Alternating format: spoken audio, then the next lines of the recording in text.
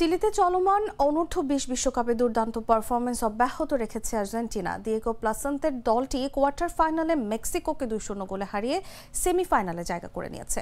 আলবিসেলেস্তেরা শুরু থেকেই আধিপত্য বিস্তার করে খেলতে থাকে। ম্যাচের শুরুতে 9 মিনিটে মাহের কারিজোর গোলে এগিয়ে যায় আর্জেন্টিনা।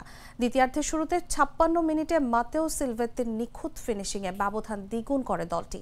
ম্যাচে উত্তেজনার কমতি ছিল না, যার ফলে মেক্সিকোকে শেষ মুহূর্তে দুটি লাল কার্ড দেখতে হয়। ইনজুরির সময়ে ওচোয়া 92 এবং হিমেনেজকে 97 মিনিটে লাল কার্ড দেখিয়ে বহিষ্কার করা হয়। ফলে তারা 9 জনের দলে পরিণত হয়েছিল। এই জয়ের মাধ্যমে আর্জেন্টিনার সেমিফাইনালে মুখোমুখি হবে কলম্বিয়ার, যারা এর আগে দারুণ এক ম্যাচে স্পেনকে 3-2 গোলে হারিয়ে শেষ 4-এ উঠেছে। এখন প্লাসেন্তের শিষ্যদের লক্ষ্য গ্র্যান্ড ফাইনালের টিকিট নিশ্চিত করা।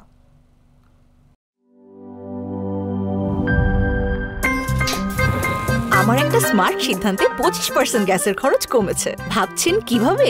সাধারণ গ্যাস স্টোভ বদলে আমি এনেছি আরএফএল গ্যাস স্টোভ। এর সাইন্টিফিক নজল ও ব্রাস বার্নার ক্যাপ সমানভাবে তাপ ছড়িয়ে রান্না করে দ্রুত, তাই গ্যাসও বাঁচায় 25%, টাকাও বাঁচে 25%। আরএফএল গ্যাস স্টোভ নিরাপদ ও গ্যাস সাশ্রয়ী।